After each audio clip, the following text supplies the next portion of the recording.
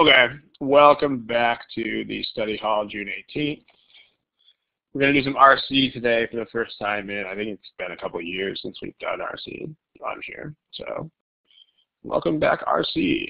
We're going to look at some passages that are highly technical in nature. They just have lots of scientific-looking stuff in them. Or politics talk or legal language, just passages that are full of stuff. And then we're going to talk about why they would give you passages that are full of stuff. But, all right, here's the copyright notice. These problems in this session are all copyright GMAC. They're all from the free GMAT prep software. There is no as indicated otherwise today. They are actually all from there. So, that's where they're from. Okay. And don't forget where your multiple choice questions are found. They're under your name. Okay, but first, before we go to any multiple choice questions, I'm just going to throw a passage on the board. And then we're going to talk about what the deal is. Okay, that's a passage.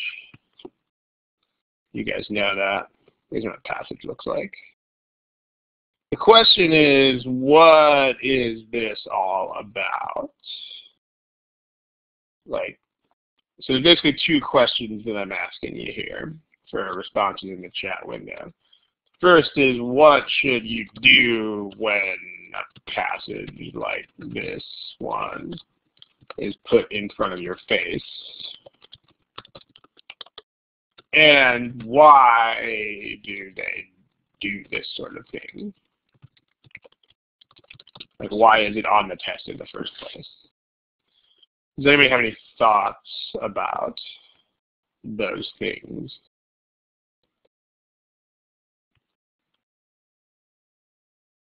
We're open to some brainstorming here, chat box.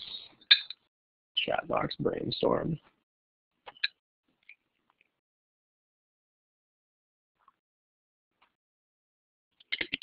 Okay, when you say filter through, what do you mean by that exactly?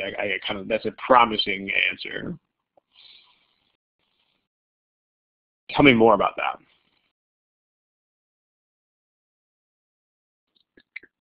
Okay, the gist. So, and then filter is, I kind of like that wording. Let me go ahead and put that on the board. Some other people are typing. We have a very quiet crowd today, apparently. Very introspective group. But I like this.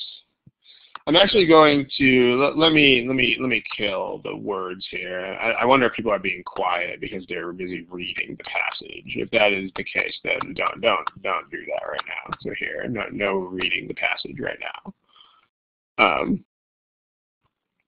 Okay. So I kind of like this. Filter. What do you mean understand the technicality?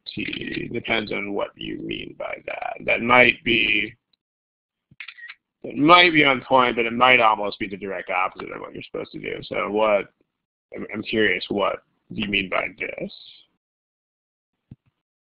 What does that mean? Maybe a little bit of explanation there.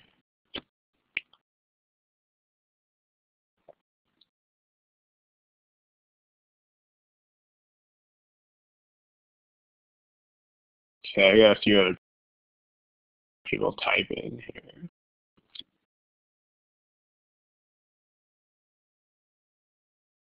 Okay, so that's better than I was afraid of. Because, all right, in English, when we say technicalities, this word means almost exactly the stuff that's not what you're saying and almost not the stuff that you are saying. Like, in English, technicalities means, like, the really specific stuff, not the overall gist. It's basically the opposite of overall gist. So, I mean, just make sure that you know that technicalities, plural, I mean, a technicality is one thing, but technicalities refers to the very detailed stuff. In other words, not transitions and not main idea, etc. Like you might have heard, if you read articles about legal cases, you might hear about people being acquitted of crimes based on some technicality. That means that there's like this little thing in the law that was some tiny, tiny aspect of legal procedure that wasn't followed, right, or something, and so they got off. You know, and that's what technicality is. So if that's not what you mean, then good. But because if you actually meant this, then that is precisely why they do not do this. But if you mean what you explained later, then good. Okay, well, it's about blah, blah, blah. Okay, yeah, right. So you guys are starting to basically get the deal here. So let me put a couple other answers up here. Let me take that one away just because I think you have the right idea, but again, the word's there. And then here's a couple others that people read. I like this one. The idea was about was the other's main point. Sure. Okay. Yeah. So you know this test is for. Right. This test is for future managers, ostensibly, because it is the GMAT. It's for people who are going to be studying for MBAs and stuff like that. And I mean, if you asked me to give you a definition of what a manager is, I could do pretty well by using as a definition. I could just say manager is someone who doesn't have to care about details. I mean, that's pretty much what managers are about, right? Because, like, they delegate. I mean, their responsibility, on the other hand, is the big picture. And managers generally tend to delegate details to other departments of some sort. I mean, there are occasionally small exceptions to this, but that's what managers are there for. They're there to kind of be the big idea people and to delegate the small ideas to others. And so this is reflective of what they're doing with these passages. And that's kind of what you guys have said there in the chat column. So, and so if you know, the second question is really probably the question I should have asked first, because it really gets to the heart of why you would want to do what you want to do. But why do they do this sort of thing? This is, at the end of the day, it's because ultimately these people here are going to be doing, hopefully, are going to be in some sort of managerial position. So they want to make sure that you can get an idea of what it is about without the technical stuff. And I kind of like this comment as well. Because it's not even just a matter of skipping over stuff, although that's important too. This also hits on a very important point here, which is that they don't expect you to even understand everything. In fact, like part of the reason they really go over the top with these passages full of big words and stuff is that you're actually not supposed to understand all the words. Like it's not even just you don't have to, it's you are actually not supposed to. And these passages are given to you with an expectation that you will not be able to process all of those details in the time that you have. That's actually a fact, right? You're not really supposed to understand all of the details, especially in the given time frame. I mean, if you could really pore over them for a long time, I mean, you guys are smart people and you could probably figure it out, everything they're saying, but they want you specifically to not really have time to understand everything. That's the point. Because that also is a very, very, very managerial type of thing. I mean, if you, let's say, were some product manager at a very highly technical enterprise, I mean, you're going to get all kinds of engineering specs on your desk that have hundreds of pages of technical diagrams in them. Are you going to understand what's going on in those? Probably not really at all. But it doesn't really matter, because what your thought process there would be is like, what does this mean for our business? What does this mean for the client? What does this mean for the supplier? What does it mean for, just what does it mean? And you would expect some sort of abstract in there. I mean, if the stuff were presented with you as just diagrams and there were no like statements of abstract or main idea or purpose, you would be a little bit mad with these people. So yeah. You don't have to care about details. That's a thing. That's why they do this. They want to make sure that you can get through without really understanding stuff. So, really, no kidding. You're not supposed to understand it at all. Okay. Now, and filter is that's what filter, hopefully it's what you meant by filter, is that you get not bogged down by it. So there's a place in books where you find stuff without all the detailed stuff. I like to use the word stuff today, apparently. If you were looking at a nonfiction book, where would you look to find this stuff? Like, where would this be in a nonfiction book?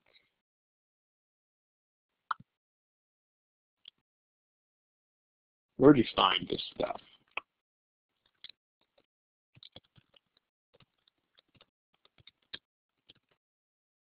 Yeah, table of contents is what I'm looking for here. I mean, that's probably what you meant when you said index. But in fact, the index is pretty much precisely the opposite. I mean, the index is usually a list of technical terms and then like pages that they're on. I mean, the index usually has almost no main ideas anywhere, right? It's like, here, this term is on page 52. This term is on page 134. But yeah, the table of contents is definitely the deal, right? So, and I mean, especially in nonfiction books, when you have tables of contents, some of them have chapter headings and then subheadings.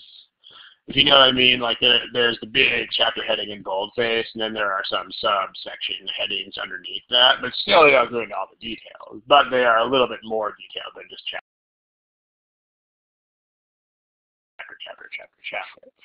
So what a good mentality to adopt here to do the right kind of job that you're supposed to do.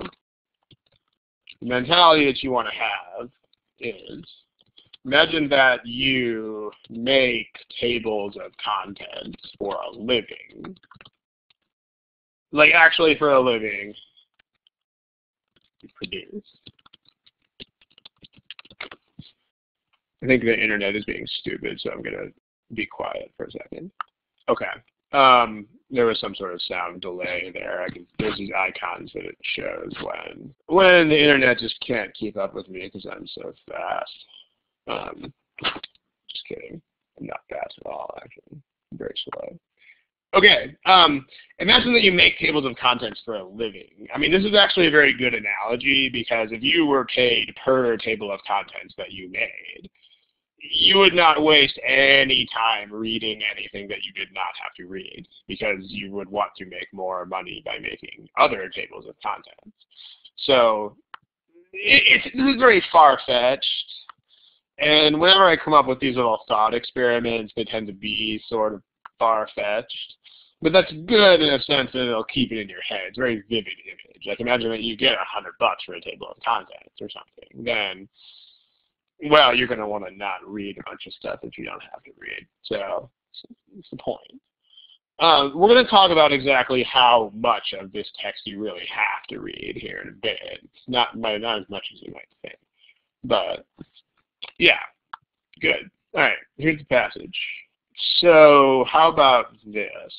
Remember, you make tables of contents for a living. That's what you do. That's what you do with your life. Okay, so make one for this passage.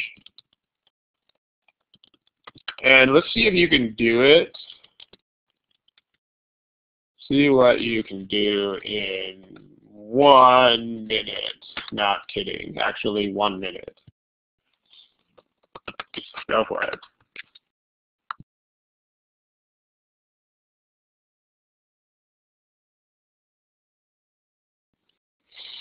Okay, that's 1 minute. That wasn't very long, right? Did anybody actually manage to get through the whole thing? In table of contents form. I mean, obviously not through all the words. If you did, does anybody want to venture in the chat box to put what they wrote?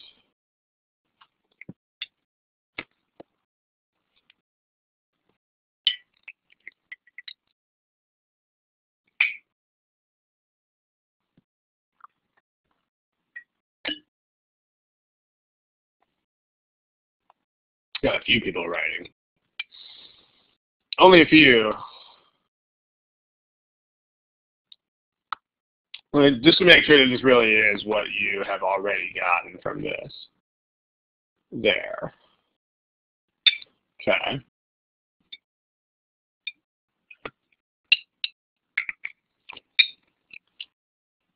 Pretty good so far.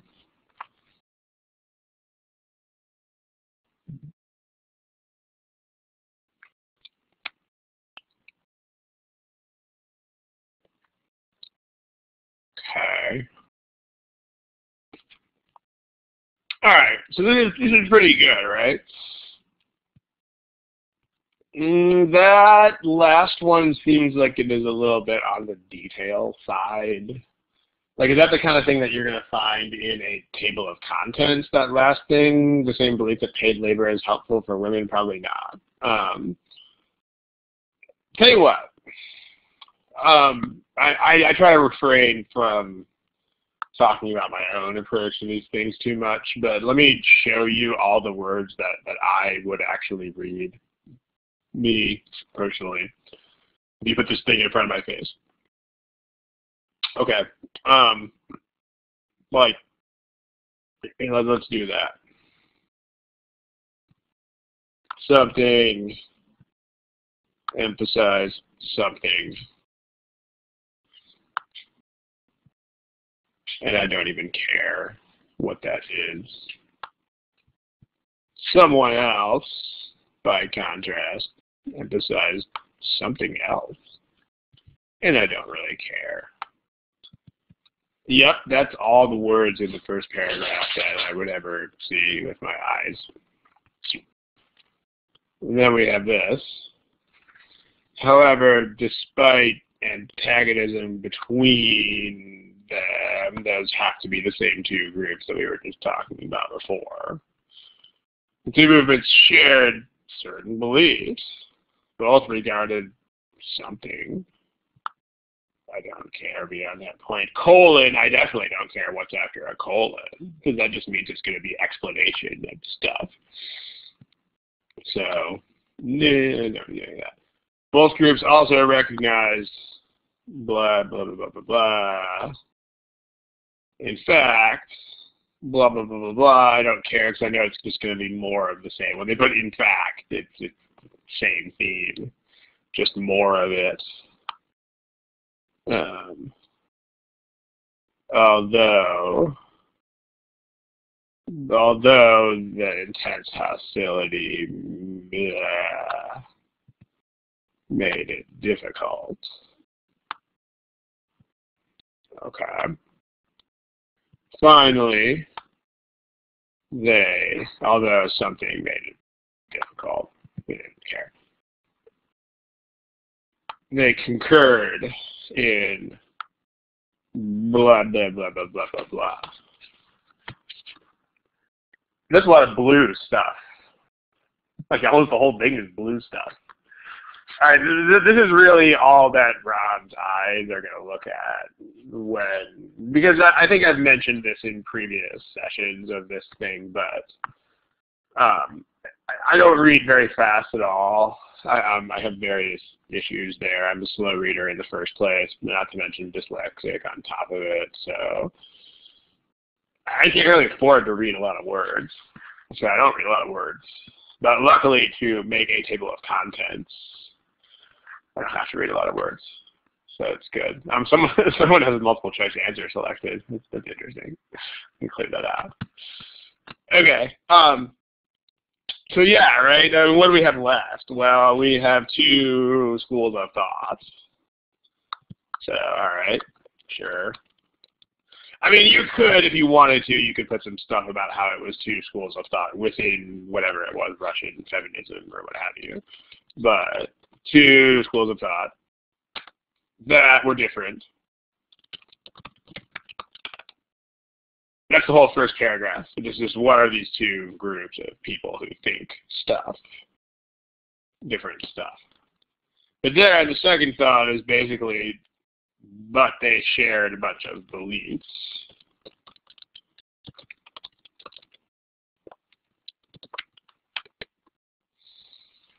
All right, there you go, table of contents. I mean, in an actual table of contents, of course, it wouldn't be as casual as that. It wouldn't say a bunch of and stuff. It would be like shared beliefs, ... But you get the point. So this is the basic idea. If you filter out all of the details, this is what you get. This is what's left in the pan, so to speak, if you boil off all of the details.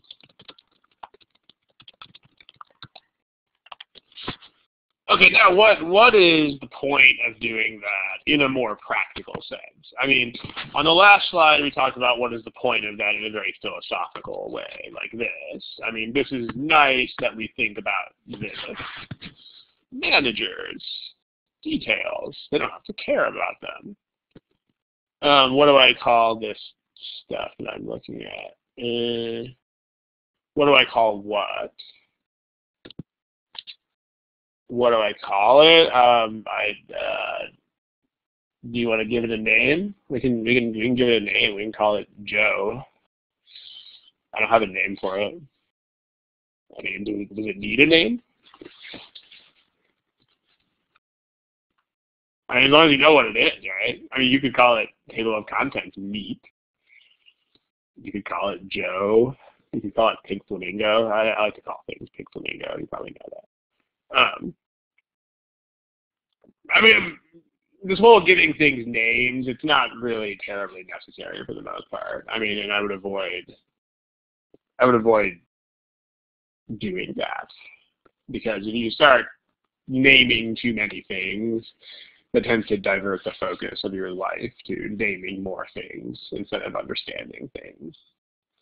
I mean, in fact, if you'll allow me to digress for about 20 seconds here, if you name things too much, it will actually stop the learning process. Like, it really will. That sounds like a very dramatic statement, but it's true. For example, like, one thing that I do from time to time is help people construct diets, and like, there's this category of things called carbohydrates. You probably know that. And I mean, the problem with this category is that it encompasses so many things, right? Like, sugars are carbohydrates, and so are pasta, and so is fiber. But so the problem is, because there's this name called carbohydrate, people stop trying to learn about the differences as soon as they have that name. They just slap that name on food, and then it's all the same in their heads. Not good. I mean, actually, when you name stuff, it just prevents further understanding. Like, I would, in fact, advise against naming stuff unless you absolutely have to name it, which is that's a rare situation. So, yeah. I mean, basically what I'm doing here is I'm kind of being lazy, which is a thing that I'm very good at doing. I'm very good at being lazy. And these are words that when I see them, I understand what they mean right away. Okay, now this is a very personal thing, and this is probably not going to work for everybody, but my criterion here, I'm not looking for anything too specific, like transition words or anything like that, because that's too much effort, really, for my brain, man. Like, what I do is I just do this. Like, if I understand words as soon as I see them, I'll read them. And if I don't, I'll skip them. Because I mean, as I mentioned before, I'm not a very fast reader, and I don't really like instantly see what technical stuff means. Like I would have to look at it for a long time. So like anything that I cannot immediately look at, I just don't look at. I mean, I just like if the meaning of the words does not immediately register, then I just move on. It's kind of like it's a really stupid analogy, but let's say I'm like pulling plants out of the ground. This is kind of like only pulling the plants that come out of the ground as soon as I grab them. Like if there's any effort at all, if the plant sticks in the ground, I'll just leave it. It's kind of like that. That's a stupid analogy, but I think it's a decent one. Okay, so I mean, if some of you guys, what I mean is that if some of you guys are better than I am at faster understanding of technical stuff, which I'm sure a lot of you are, then you might need a different way to do this. Because like I like a lot of people who come to these study halls are tech people, engineers, and such like. And I mean, those people are probably very good at understanding details when they first see them. I'm not, so I can just be like, whatever, man. If I don't understand it, then blah blah blah blah blah. But take what works for you, leave what doesn't. Basically, that's the deal. That's what I do with my life here. But okay. Yeah, basically.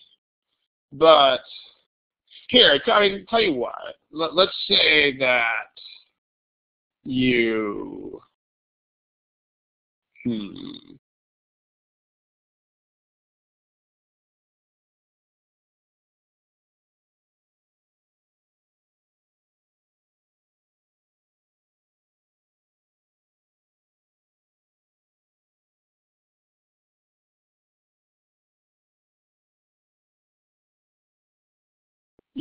Yeah, okay. I don't really know what happened there.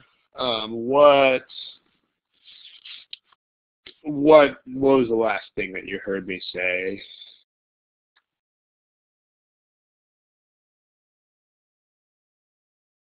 Anybody?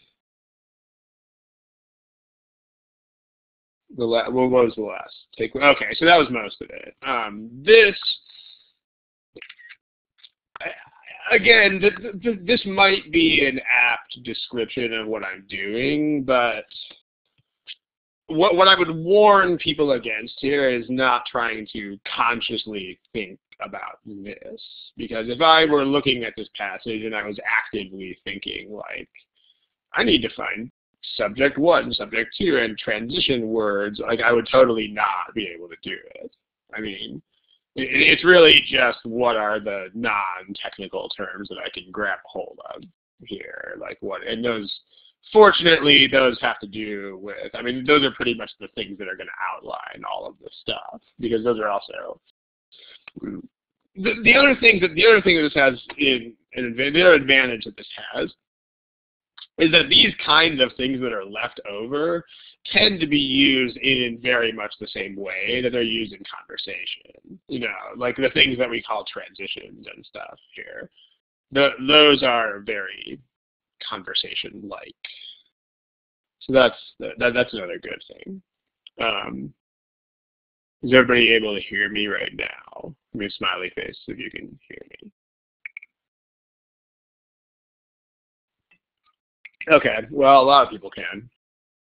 So, all right, I guess there might be lingering issues with some people, but that's good to know.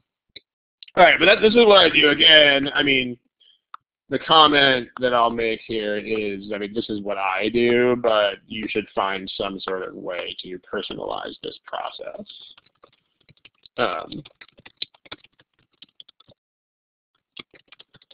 That's my way to do it. It's not necessarily the same as your way, but that's the thing.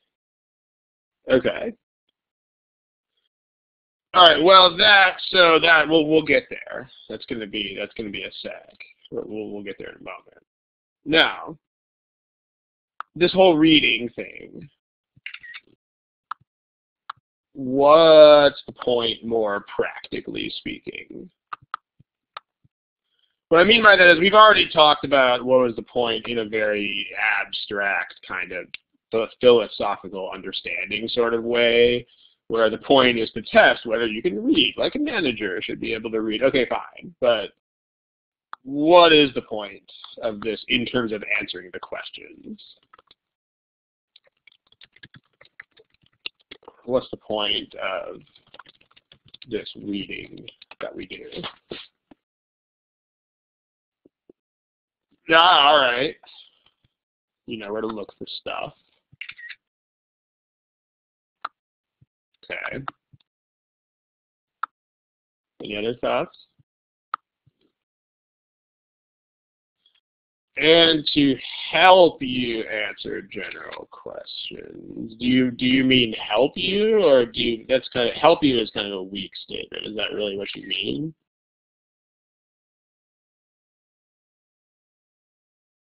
Okay, that's better. I mean, I know I'm picking apart words here, but there's a big difference there, because help you means you still need other resources to do it, like answer choices. Whereas it'll allow you to do it means that it won't. The other thing is, okay, let me tell you what I don't remember this, but my dad says that when I was like 7 or 8 years old, if somebody would say that like fruit is good for you, like that just wouldn't be good enough for me. I'd be like, what does good for you mean? Like, good for whom? When? Under what circumstances? You know, is it good for a lumberjack? Is it good for a ballerina? Who's it good for? Yeah, I was probably a very annoying child. I'm sure I was. But at the same time, you see where I'm going with this, which is that there are a lot of statements that are so vague as to not really mean anything. I'm going to kind of pick on this statement right here.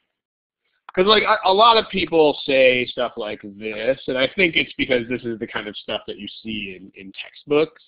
But this doesn't really mean anything. I mean, this is not practical. Practical is like it lets you answer this kind of question in this kind of way, or it lets you do this in preparation for this kind of question. This is never practical, guys, like in terms of goals and helping you meet them. I mean, make sure that everything that you understand about how to take this test is in practical terms. Because that sounds very simple, but a lot of people just don't do it. So in other words, what we have in practical terms here is, if you have a main idea question, you should have enough to answer them already. That's why I was picking at words like help you answer, because it isn't just help you answer. It should be, you should be able to straight up answer that question right now, kind of thing. And then you know where to look for stuff. The stuff that you would have to look for would be the detailed stuff. So for detailed questions, remember we think of this as being kind of a table of contents. And this is where you discover the beauty of that analogy, because it can really act as a table of contents. It's exactly the same sort of thing. It'll let you find that. So, and I mean, you're not going to find everything immediately. I mean, you do have time to look for stuff. I mean, again, this is where I'm going to sort of pull the personal card here. I mean, I know that I am a much slower reader than most of you guys are. Like, I know that. That's a fact. Because I'm a slower reader than, like, everybody. But I can still find stuff. So, I mean, I might have to look through some things, and it may not be in the first place that I always look for it. But it's okay to take a little bit of time to find stuff. So this is practical terms. Right. I mean, I would challenge this last statement in terms of practical terms, because I don't really know what this means in practical terms.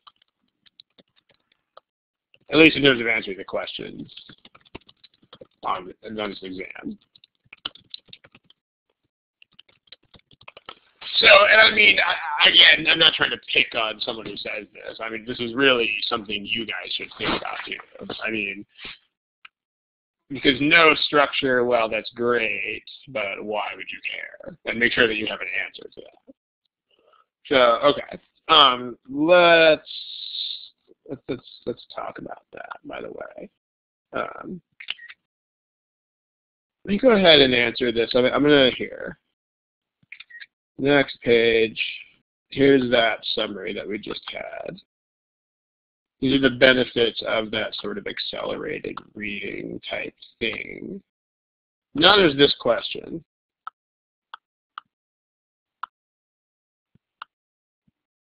Okay. So I hear you here, but what the question that is prompted in my head is, what are you proposing as an alternative?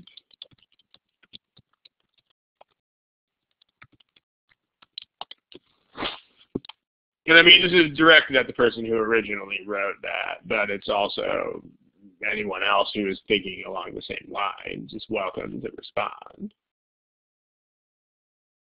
The original question came from Shanti.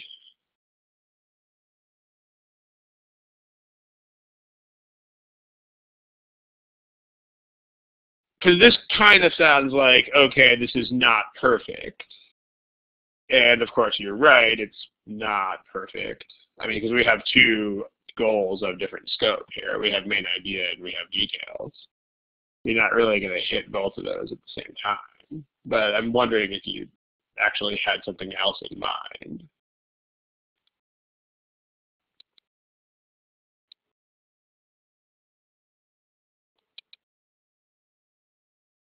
So let's see. I think you were typing stuff, but there it is. Okay, so yeah, I mean, this is the other thing that, remember you have to do something. I mean, I know that sounds like it's very obvious, but people have this way of not liking options, but not having other options. It's interesting. I mean, the critical thinking side of this is a good thing. Like, it's always good to be critical and skeptical of stuff and looking for improvement. That's always good. But at the same time, just make sure that you don't do too much of that unless you actually have some sort of alternative in your head.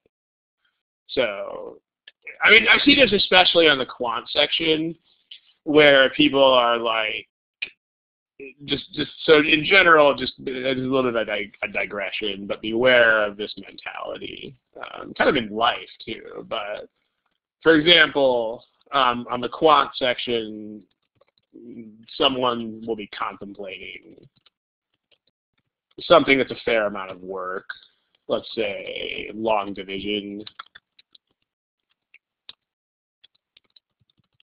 and they'll say something like this.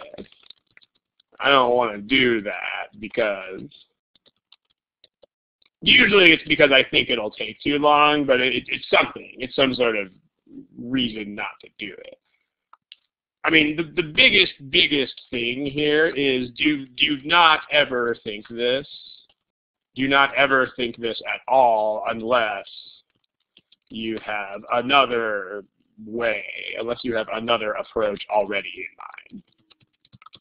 Like, just don't do it. I mean, it's weird because I see this so often, and it's very weird to me. There's people who have exactly one method in mind, and they talk themselves out of it anyway. It's kind of weird. I mean, if you got one method, you should just do it. And that's kind of how, I mean, in life, the same thing is true. If you don't have an alternative way of doing something, then do it. I mean, that's actually all that time management really is here, too. But if you have an alternative, then go for it. But otherwise, okay. And then the other thing is this. Okay. Now let's talk about this other thing. This is intriguing. Somebody wrote this. I'm curious as to what this specifically means. Like, can you give me instructions for how to do that?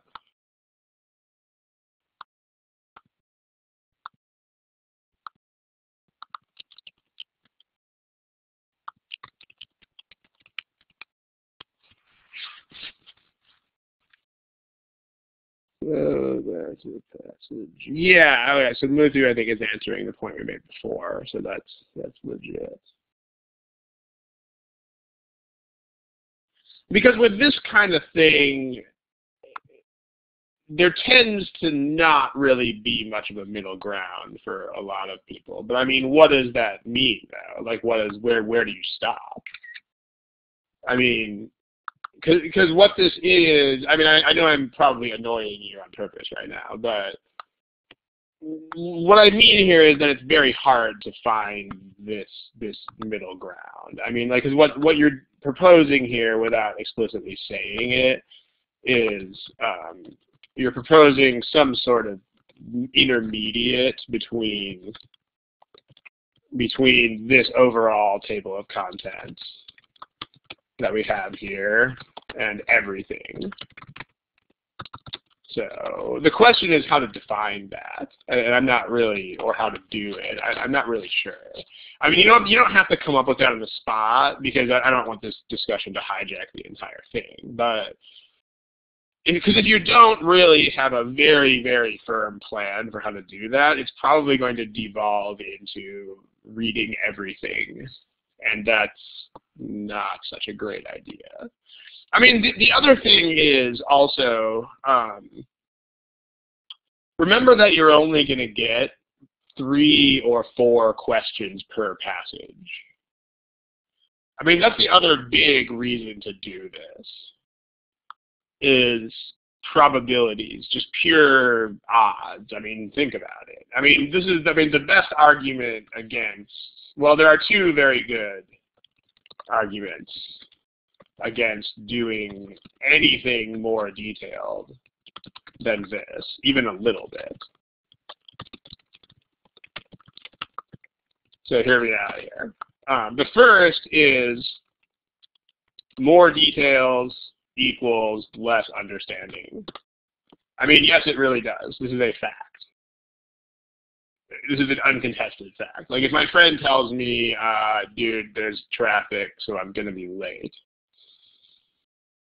then I get her point because, dude, I can't not get her point. That's all she said. Whereas if she is like, okay, this truck full of tomatoes just turned over on the road in front of me and there's tomatoes everywhere on the road and other cars are slipping on them and another car rear-ended this other car and so now they're clearing out the lanes and there's this tow truck and blah, blah, blah. The more of that there is, the less likely I am to understand that her point is I'm late because of traffic. The more details, I mean, it might be an entertaining little story, but the more of that there is, the less likely, and definitely the less obvious the main point is. So, where did you do some RC questions yesterday? Out of the book? There you go. I mean, the questions in the software will pick and choose from those and give you 3 or 4. So, that's how that works. Okay. Now you probably noticed that of your 5 to 6 questions, there were probably a couple that were way similar. Like they were like almost the same question, but not quite. So that means if you had that on the exam, you're not going to get more than 1 of those.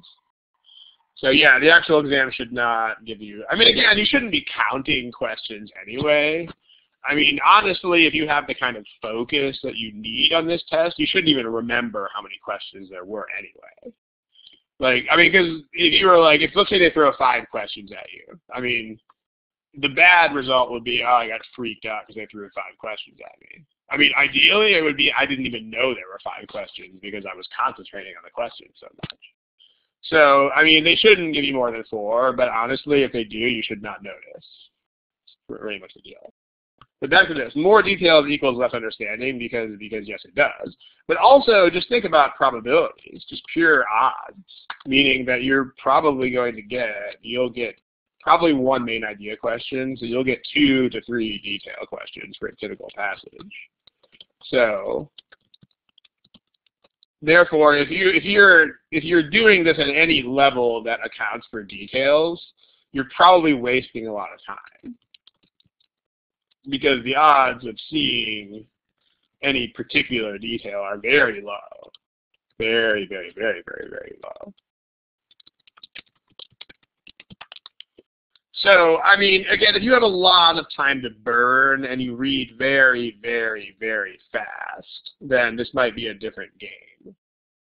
But even if that is true, there's still point one here, which is still going to be a thing. I mean, if you read too much of the details, it'll impact negatively on your ability to understand the point. In the same way, in exactly the same way as there's traffic, so I'm late is easier to understand than the whole story about a truck full of tomatoes. It just is. It's how our brains work. So, okay. How about that? All right. So now let's talk about question types. So let's do this. In practical terms, let's talk about main idea questions. Here's the passage again. Let's say you get a main idea question.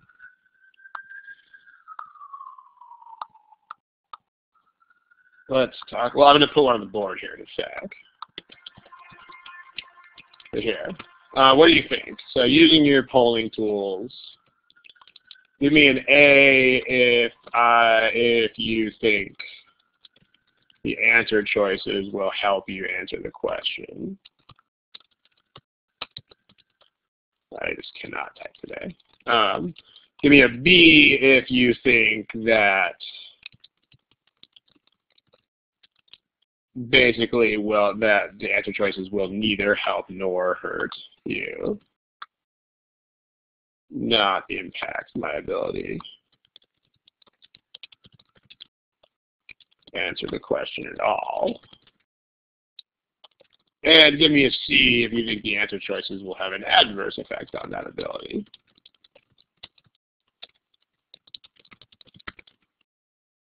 Harder to answer the question. Okay, what do you think?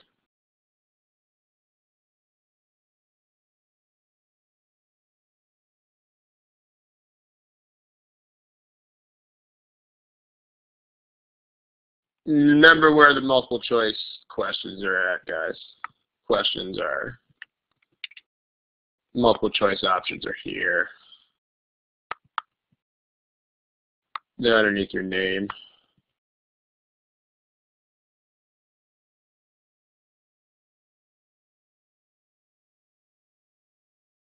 Okay.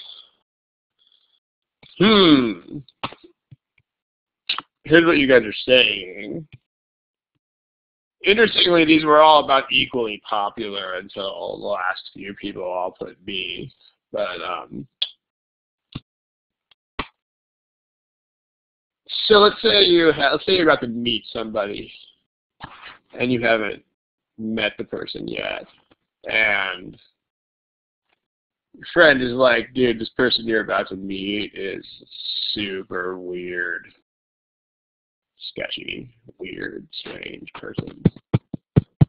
I mean, what's probably going to happen?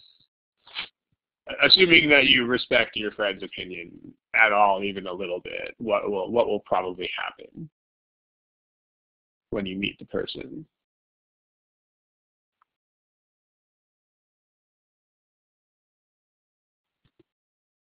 Yeah, it's going to have an effect, right? You're going to see weird, even if there is not any weird to see. You'll still magically see it. It's called the power of suggestion. I mean, in most parts of life, it is a good thing. It's the reason why we do not have to explain things to each other all the time in excruciating detail. That's because of this. But in terms of that kind of independently forming opinions and stuff like that, not a good thing. Right? But it'll happen, right? Like, oh, this person's talking a lot. That's weird. Oh, this person's not talking. That's weird. Like, weird. It's going to be weird no matter what. Or I'm sure that you guys all know somebody who just goes around thinking everyone hates them. You know, even if it's honest, constructive feedback. Oh, dude, hate. And they just see hate everywhere, even if it isn't there. That's a thing. It's not a thing with details. Okay, like right now I'm wearing a shirt that is black. If I was not in the room yet and somebody was like, Ron's wearing purple shirt, and then I walked in, you would be no more likely to think my shirt is purple. You'd be like, dude, it's black. But in terms of abstract ideas, it's super easy to be influenced by that. So no, the answer you should be giving me is this. In fact, this is the choices are pretty much the only thing that makes main idea questions hard, because they can sing songs to you and you will listen to the songs. Really, they are. The choices are like the thing that makes main idea questions hard. They're kind of the only thing it does. Because remember that you've gone through the passage. You should be equipped, right? Remember that you're reading, where reading is in quotation marks because it's not really reading. It should, at least in an ideal world, it has already equipped you with exactly the understanding necessary to answer main idea questions. Yes, it has. So what you should do, it's kind of like meeting someone before your friend talks about them instead of after. Like if you can form your own opinion, you're going to form what is a more accurate opinion for you at least. And then you can go talk to your friend and you can meet that discussion on even terms. So what you should do is, you should know, as soon as you notice that it's a main idea question, you should physically cover the answers with your hand. Yes, you should. And you might look kind of silly doing that, but you will be a silly-looking person with a higher score, which is probably a good trade-off. And then predict the answer by yourself. Yes, you should. You should do it. And then uncover the choices, and then check.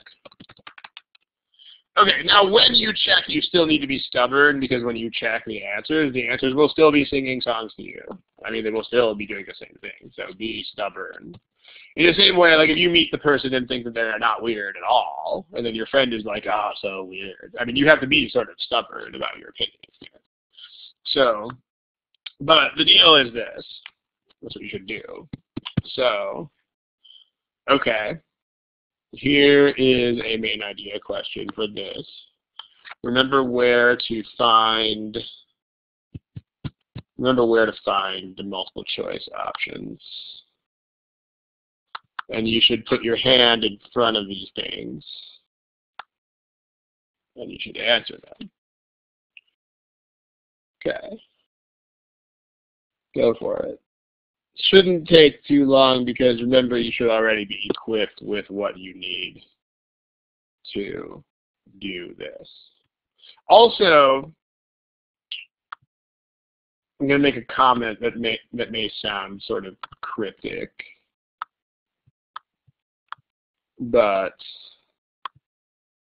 here, this is a word, and it means something.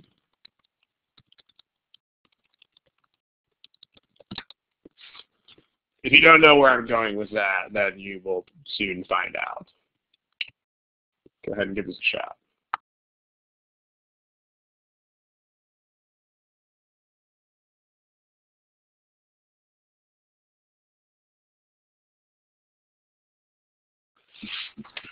Yeah, that session's still on. I was waiting for people to answer the question. Okay. So pretty good here. Actually, very good. If you don't have an answer to this, you should pick one. It shouldn't take forever long, but I'm gonna give you like 5 more seconds to pick one if you don't have one yet.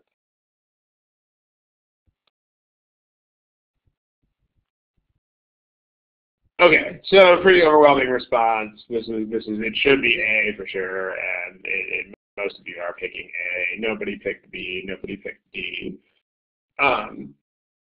I mean, remember what? So here is the outline that I had, at least. Where was that? That was here. Okay, so you had 2 schools of thought that were different, but they shared a bunch of thoughts. Like if you're going to make a prediction, the prediction should be something like this. It should be something like that. Like here are 2 schools of thought, and here are some things we have in common. Or yeah, things are different, but they have much stuff in common. Now, let's go back to the red thing. That's a word. It's a word that means something. What does it mean?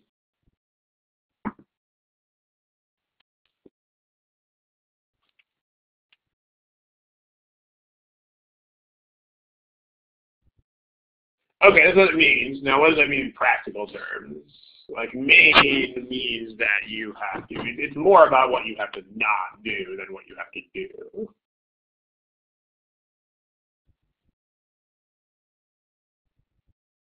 I mean, in this case, the primary point is to point out that they are similar to each other, but like this is something that you should think of more consciously than you might.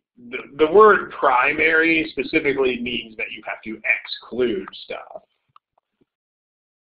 If you don't exclude it, it's not primary. I mean, again, author's focus is sort of vague. I mean, think about fruit is good for you again. I mean, like practical terms, guys. Like in practical terms, primary means, or its main idea, means that you have to exclude less important stuff, including stuff that's just used to set up the main point, including stuff that is just background. Okay, so I mean, and this is there's some human understanding that goes into this, but there's two ways to figure out what is primary. I mean, one of which is basically common sense. So, number one, common sense. Actually, three ways. Number two, relative volume. What I mean by relative volume is like how much crap is there of each type. And number three, what comes at the end. Conclusion, especially on shorter passages.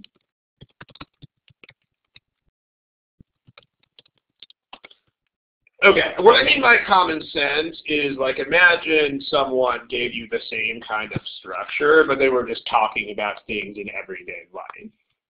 Like for example, let's say that I did this. I was like, okay, so yeah, all right, let's say obviously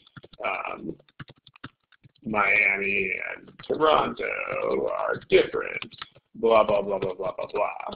Okay. But then I'm like, but there are actually lots of things that are the same about them. Blah, blah, blah, blah, blah, blah, blah. Okay, I mean, what is my point?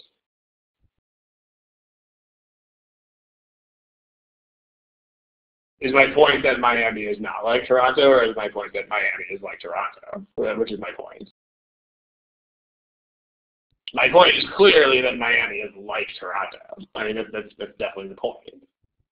I mean, the only reason I'm even mentioning this is to set up the things that are, is to set you up for saying that they're actually like each other. The only reason this is important at all here is that, oh, hey, you might not expect this to be, but yeah.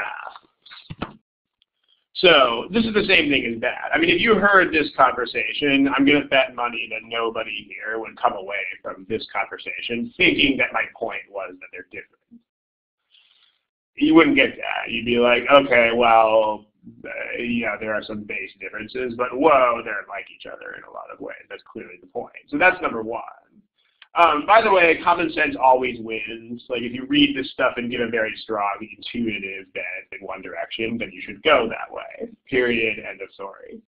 Like there's no amount of word counting or methods or rule strategies, whatever, that will ever overcome plain old common sense. So that's why this is number one and not number more than one. I mean, if common sense goes a direction, go that direction. Period. End of story. You don't even think about anything else. Relative volume, I mean, guys, there's like twice as much stuff here. I mean, no decent author is going to spend twice as much time discussing what is not actually the point. It's not how it works. I mean, that's not how life works. I mean, especially in a paragraph this short, I mean, where they spend most of their time is going to be primary. Because if it wasn't, it would just be bad writing. So that's what I mean by relative volume here. I mean, we have like 30%, 70%. And on top of that, I mean, remember that a lot of these things have like a story arc. Like they have a progression. Like this, if you didn't have this first paragraph here, then it wouldn't seem very significant that these things are true. And the same thing here, if I just say, okay, lots of things are the same about Miami and Toronto. I mean, that's not as effective as it is if I first point out, well, one of them is tropical, and the other one is cold, and, you know, they're very different on the outside. If I do that, then it makes it much more effective to point out, okay, like it becomes much more forceful to point out the similarity. So like here, you like, let me say conclusion versus build up. Like this is just a build up to that. Like I mean, because you guys don't know anything about these two groups of people. So if all you had was this one paragraph, it would seem like boring. Why are you telling us this? But the fact that they are generally seen as different groups makes this, it's clear that what they're trying to do is this, and that's what makes it matter. It's like, okay, the reason why all this is a thing is because of that background. So, but all three of these point to the fact, the primary stuff being similarities. So definitely, this is primary. That's the primary thing, because it is. All three of those things should tell you that it is. This is only there because it's a necessary piece of background for that. So there it is. It's primary. But just don't forget that when you are asked for a primary anything, that you do have to exclude things. Like if you try not to, then you're going to be in trouble. At the same time, if you try to exclude 70% of the passage, that's not a good idea either. So there it is. Okay, how about that? Now, let's talk about detail stuff. Because remember, the whole deal here is these are the things where you don't read the details. So the value of this, of having table of contents type thing, is that it can literally act as a table of contents. And so see, here's the thing. If you're thinking about looking for more details first, you got to understand that there's going to be a trade-off. If you're looking for more details, your ability to see the big picture will be compromised. So what I'm saying is that even if you're going to have one question on the screen when the passage appears, and this is sometimes, I mean, I mean to apply this all through this whole thing, but just to make it explicit, like even if the first question is a detail question, you should still do this type of reading first. Yes, you should. Because if you don't, if you see a detail question first and you just go on some search for that detail, then the problem is you might find it, but then you're going to be back to zero for the next question. If you don't develop that bigger understanding, then it's all the way back to the starting point for every following question. I mean, again, you should try it. The best answer to all of this stuff about how to do things is just try all of it and see what happens. Just try every method you can think of. Even if it sounds kind of stupid, just try it and see if it works. And then keep the methods that work for you and throw out the ones that don't. But, I mean, if you start looking for details right off the top without having a table of contents type understanding, I can bet you that that's going to be very inefficient in the long run. Because you're going to have to it's going to be like getting a new passage for every single question, which would be, let's just say, not fun. So, okay, you know where to look for stuff is the point. So, sure. For detail questions, that's the advantage there. You know where to look for stuff. Okay, so we're going to get one of those on the board. How about, where was it? Let's do this one first. A little more interesting. No. This is the more interesting one. This one tends to be more interesting. So now you should know where to look for this, at least roughly. Notice there's the word "and" here.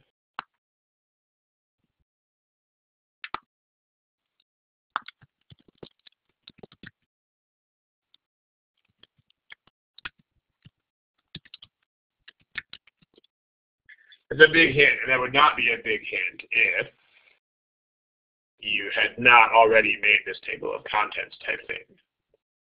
So go for it.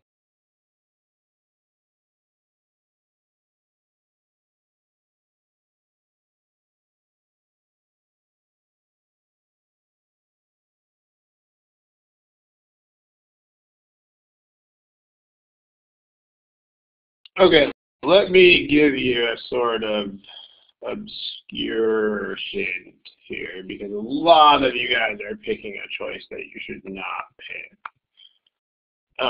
Here's a thought. Let's say, thought experiment.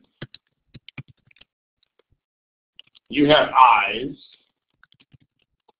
but they work, you're not blind, but you don't know English.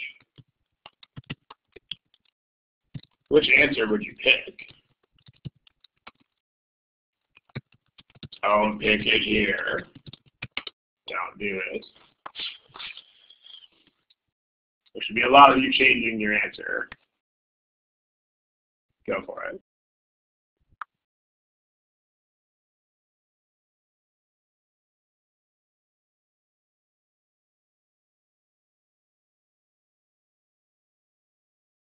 All right, at least 5 of you get what I'm doing here. The second question.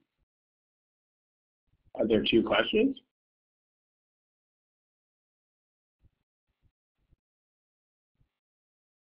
I only see 1 question. That's a thought experiment, man. It's an experiment of thought. You imagine that your eyes work, but that you don't know English. But that you can recognize letters and patterns and stuff in the same way that, like I don't know Chinese characters, right? But if I have eyes that work, so I can see the same Chinese character and realize that it's the same one. That's kind of where I'm going with this. But at least 6 of you have already totally gotten the message of this. So here, tell you what. If you know where I'm going with that, where am I going with that? Which is the answer that you should not pick. Don't do it. Do not pick C. Don't pick C. Don't do it. Don't do it. Don't do it.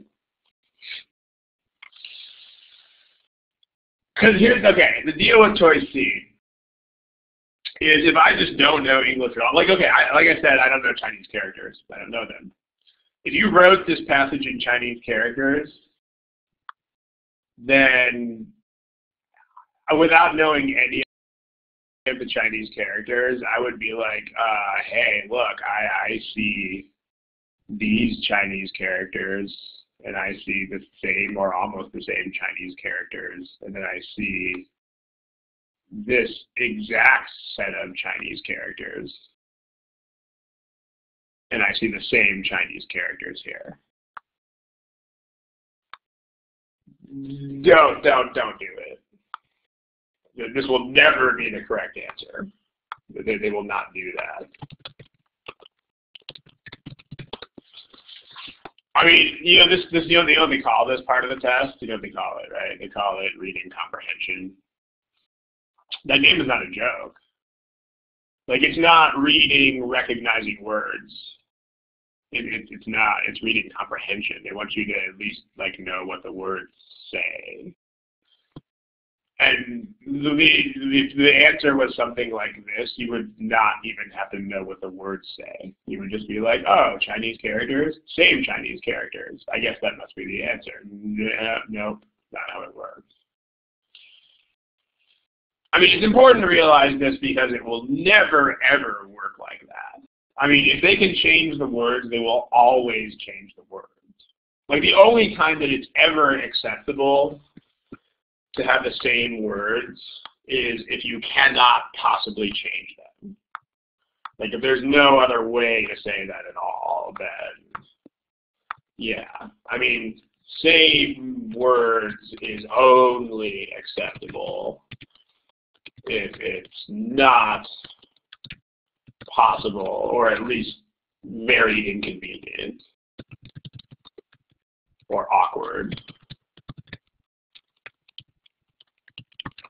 to change those words. For example, you can, like, if a choice says the U.S. Supreme Court and the question and the passage says the U.S. Supreme Court, that's fine because there's no other way to say the U.S. Supreme Court. You know, on the other hand, liberating people, there are a lot of other ways of saying liberating people without using the word liberate. You can say free people. You can say relieve them of. You can say, you know, advance them past this. You can say, I mean, you get the point, or help them overcome it. And there are a million zillion ways to say liberate without saying liberate. I mean, notice this is not the reason why the choice is wrong. I mean, the choice is wrong because it's wrong, and we'll get there in a second. But that is what I'm saying. Because, you mean RC, this is RC, but yeah. Because they want you to actually, like, process the statement is the point. So, thought experiment, don't do it. Okay. Now, I mean, this is what I mean by, okay, because, like, if it's a science passage, then that's going to be sort of like the U.S. Supreme Court. I mean, they're not going to change the science words because it's not possible to do that. On the other hand, they could still very easily change the other words that surround those words. So, you know, because the entire passage is not going to be entirely jargon. I mean, they're going to have a lot of jargon, but the stuff they're doing with it is going to be not. So, okay. So the deal is sometimes you're going to have keywords that are really incredibly specific to the point that you will know exactly where to look. Okay, if that's great, then great. Like, if the keywords are incredibly specific, then you'll already have, like, a tiny section of text to check. So just read it. Okay, now, if they're a little bit less specific, then skim through choices to see what they contain. So, like, if we look at this, because the problem is that this entire paragraph is stuff that they agreed on. So, we kind of need to do that. Yeah, the last, like, 5 minutes was about why C is wrong. So, I mean, if you were here for that, hopefully. That is what I'm saying. That was the point of the thought experiment, too. Okay. Because, you know, they want you to read the words and understand what they mean. I mean, they don't want you to read all the words, but they want you to when your attention is called to them. Okay, so we have, like, just glance through the choices and see what they have here. There's some stuff about achieving equality. There's some stuff about achieving aims, I mean, there's a lot of stuff about achieving goals. And then there's roots, and there's, like, other countries. I mean, you might already know they're not talking about other countries. So this is enough to get rid of that. But if not, I'm going to look. So this doesn't look like any of those. This kind of stuff doesn't really look at that. Doesn't look like that either. This is specific stuff that they advocated. None of this is specific stuff that they advocated. And then, all right, so now this is more general stuff. So this is the one that looks the most like what's in the choices. So what you want to do is you want to explain this to a 9-year-old, how would you explain that to a 9-year-old?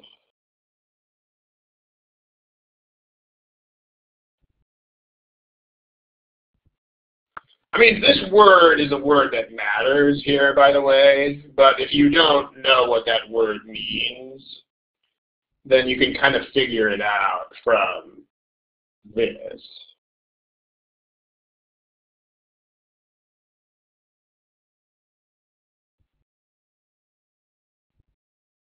How would you explain that to a 9-year-old? Yeah, that's what it says. It says that the women's cause, these people, I mean both sets of people, agreed that the cause of women was less important than the overall situation of the Russian population.